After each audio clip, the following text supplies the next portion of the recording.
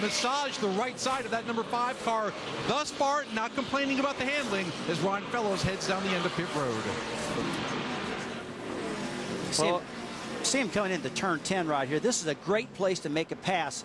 But late in the race, coming into turn 10 there, we've seen a lot of guys wheel hop and run off course right there. And it's because later in the race, they start losing their brakes. They get hot. The efficiency is gone. The tires are slick.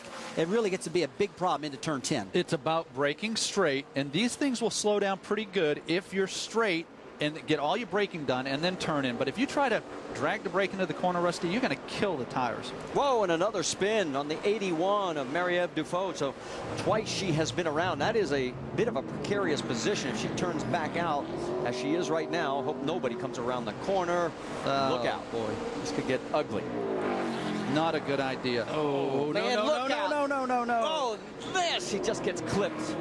That is a rookie mistake right there. You don't back across the track. That was a tough one right there. And Trevor Bayne did a great job missing her. But I do think he got just a little bit of damage, Marty, on the right side of Trevor's car. It could have worse. He didn't panic. That was a tremendous job by Trevor.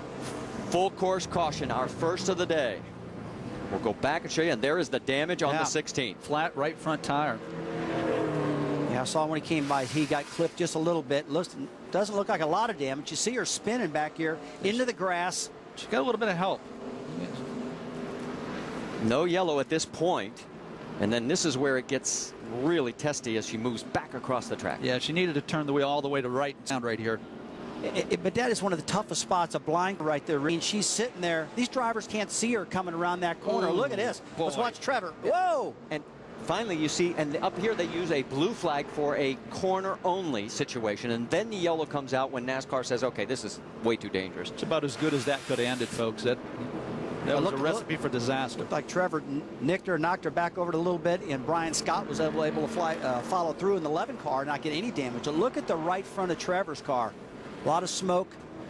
He's just got to hope that it didn't damage the suspension on the right front corner where the toe out is still correct. So all that track position he gained by stopping early, he's going to lose because he's going to have to come back in. And here's the other thing. The top 7 cars have not pitted.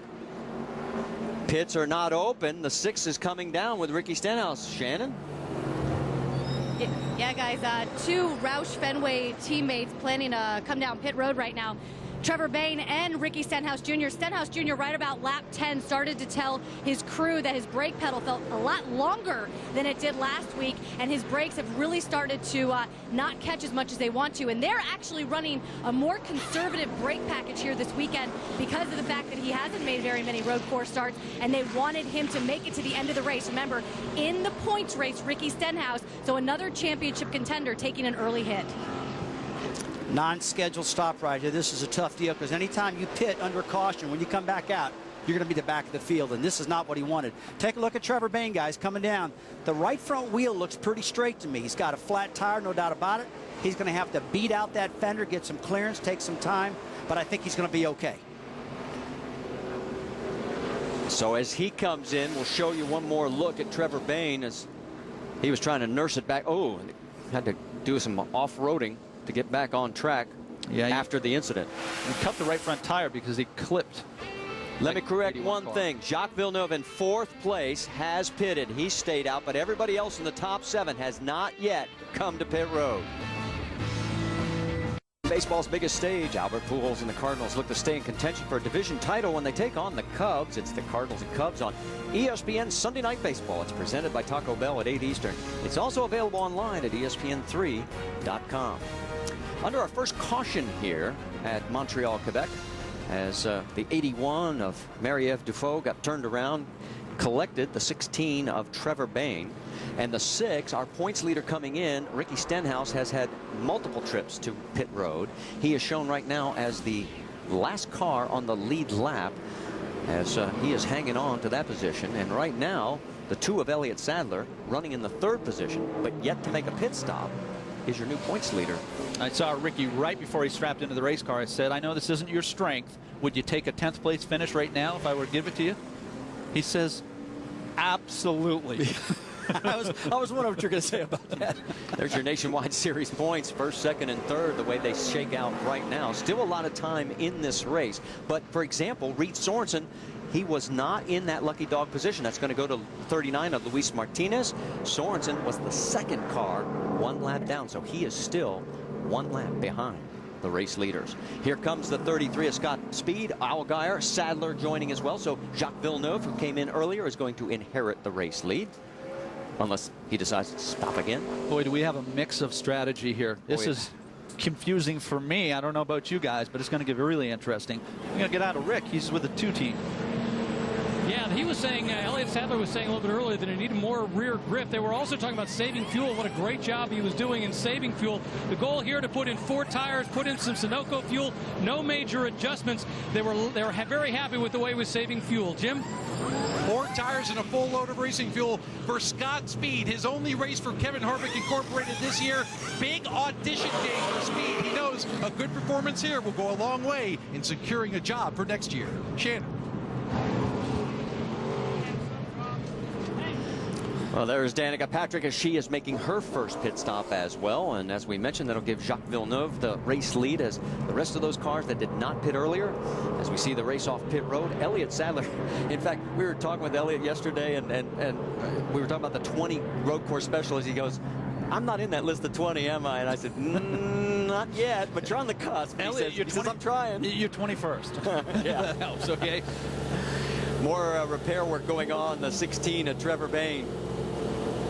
And Marty, it's fairly important on his road course, just like any other racetrack, to try to get the shape back in that right front fender for downforce, so the car will stay turning good, stay stuck to the front end. You got to remember, down this long back straightaway, it's awful long. And if you got a car that's tore up in the front end, you're going to lose a lot of speed. So they're doing a good job trying to fix everything now. Rick, let's check in on Boris Sed's situation. Yeah, this is not going well for Boris Sedma. I talked about that problem. They thought they had something on the front end. They're not sure if it's ball joints, if it's a tie rod. They're not sure what it is. The plan was to go ahead and work on it as much as possible. Now, when talking with Boris Sed before the race, he was saying he really was going to be treating this race like an endurance race. He felt the only way to do this was just to do everything you could to stay on the lead lap and be there at the end. So their goal is to do everything they can, get them back out, and then hope that they can get them back out. They're working to make the wheels straight. They're doing work under the hood, but it's a very, very long stop. Yeah, you see that the team has the leading edge, straight edge running down both sides. They're going to try and align the front end as close as they can, but it's not like it's not like when they left the shop. They won't get it perfect. Well, Ricky, what's tough about this, I don't see any damage on the body. I mean, I don't know where this toe end problem happened. I don't see the car tore up anywhere unless he hit one of the curbs so hard that it bent the lower ball joint or it bent a tie rod or something like that. That definitely caused this problem. So if we use this illustration with Trevor Bayne, look, he hit hard enough to get a flat tire. So did he hit hard enough to knock the front end out on that car? Well, he very well could have. He's just going to have to hope that his steering wheel position is back where it was when he started the race. That's the good indication for the driver to know if it's right or not. All right, the work is obviously going to continue on Boris Sed's car. And remember all those cars that stopped early? Look who's back in the lead. Villeneuve, Tagliani, Stephen Wallace up to third with Carpentier lurking in fourth, McDowell fifth. Under our first caution, it continues at Circuit Gilles Villeneuve in Montreal. A spin by the 81 of Marie-Ève Dufault. There is Trevor Bayne. He is back out on the track. And Ricky, you were talking about how this is a blind corner. And notice the corner worker, there is no blue flag, that means caution in that corner only. And look at these guys coming around. Trevor locks the brakes up. Look at this. He gets off the brakes just to squeeze through. But that's frightening. That's a blind turn. He wasn't expecting that. NASCAR requires you to have one spotter. And they made it clear to me. After that, Ricky, they're on their own.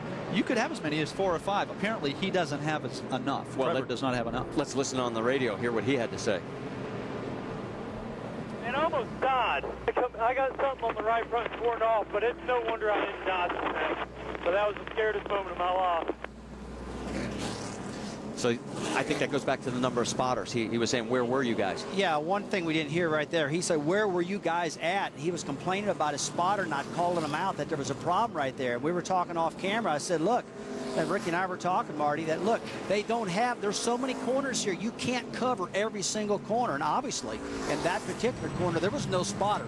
He was completely surprised by what happened there. I'll bet you there's a spotter on his way now. Yeah. What do you bet? You can see where he started, where he is currently. Let's also reset it for you because the way this shakes out with Jacques Villeneuve taking over the race lead, there are 5 cars that were able to take advantage of the wave around, including Reed Sorensen, Timmy Hill, Mike Bliss, Derek Cope, Jeremy Clements, the others. We told you Luis Martinez got the lucky dog, so that gives us a total now of 35 cars on the lead lap. Only 2 are out of this race, Morgan Shepherd and Jeff Green. All right, I will tell you guys, this fuel strategy thing is really getting confusing right now. There's probably at least 10 to 12 different fuel strategies happening right now. We've seen guys pit on lap 4. We've seen them pit on lap 16, 12, 11, all over the place, and nobody really agrees on when the right time to pit is at this track. As you look on board with Danica Patrick, our leader raced Jacques Villeneuve, pitted on lap 7. Tagliani on lap 3. Stephen Wallace on 4. Carpentier in 4th place, lap 6. Michael McDowell on lap 10. Keep in mind, they have track position, but the guys behind them have new tires, so it's a trade-off. Well, we're going to find out what happens as we're getting ready to go back to green flag racing, as we've knocked down officially now as we cross start finish again. It will be lap number 19 that will be starting. Jacques Villeneuve takes the right side again, and we're racing at Montreal. He didn't get the jump that he got at the start of the race. I'm not sure he's going to be able to clear him. Off of turn 2. Oh boy, Tagliani really slipped there. That's such a tough corner right there, guys. Coming into turn 1 and 2 right there. They are 4 wide. They all kept it on the track somehow. Tagliani not only lost 2nd place, he's going to lose 3rd place. So move Stephen Wallace up to 2nd. Michael McDowell to 3rd. There's Tags in 4th. On board with Patrick Carpentier. He's 5th. See him get a little bit more aggressive right now. Stephen's trying to get past Jacques Villeneuve right here. This is a tough part of the track to pass on. That is a power move, Rusty, but you know, he wasn't able to complete the pass, so he rolled back out of it. A lot of times when you get pressure from the backside, you got to drive hard, and they need to get another lap under their belt. Let these guys separate a little bit, because this, in my opinion, is too early to start torturing these brakes this early. Yeah, everything you take out of these tires right now, you're going to wish you had back in about 20 laps, maybe 15 laps. These cars don't brake as well as the tires start to wear. Here's a good zone right here for braking. You see Marcus Ambrose. Yeah. Good job, Rusty. You picked that up because he comes right underneath Patrick Carpentier. And remember, Ambrose, one of those 3 that had to start in the back of the field. He has now moved up to the 6th position. He pitted on lap number 5. And it's just another way of qualifying him as an expert. He had 0 laps until he strapped into this car before the start of the race. Well, he has unfinished business at this track. He feels he should have won it twice, especially the year that Carl Edwards got him right in the last 2 corners right there. When he went over that last curve, pitched it towards the wall. Carl ducked underneath him. You saw Patrick Carpentier hit that curb and really threw him in the sky. He lost several positions just then. And it's really hard on the suspension when you hit those things that hard, guys. Carpentier drops all the way back to 9th. Well, Rob Gordon really working out the bumper. Jason Luffler right there. See Ron Fellows in the 5 car right on his bumper also. And then there's Carpentier behind them. Starting to see the drivers get a little more aggressive, almost like there's an urgency. And I think it's also the disparity between old tires and new tires, Rusty. And cars drive awfully good on those new tires. Well, this is a new tire. It's a softer tire, Marty. And a lot of guys were telling you they don't like it. Well, they felt like it wasn't as much grip as they had in the tire last year. And, of course, we talked to NASCAR officials, and Director Joe Ballard said, hey, remember one thing. This is the first time this car has run at this track, so I don't know if we could have matched up the tire combination perfectly. Fair point. Boy, it's getting busy right here. Watch Marcus Ambrose. He's sizing up Stephen Wallace. Shannon, what do you have for us on the number 9? Well, since we're talking pretty much the entire race about fuel mileage strategy, I did want to give you a report from Marcos Ambrose's team. He says that right now they're getting low gas mileage compared to some of the other guys in the field. And Marcus has been running about 90%. So he told his team, let me know if I need to start saving you guys fuel even as early as right now. And I spoke with his crew chief, and we have some trouble on the track. I think my monitor's a little frozen, guys. Sorry about that. 23 went around. I'll get back to you guys. Yeah, Alex Kennedy took it around. We'll pick it up for you, Shannon, and let you finish that point a little bit later. Now, he is off the track right now, and I think they're just going to be, yes, they're just yellow in that corner, or I should say the blue flag. And there the race continues, and he'll be able to get started, and we will not have to go full course caution. He's out of harm's way if he can get it fired up again. I tell you what, when Jacques gets out in the clean air, listen to the crowd down in turn 1, 2.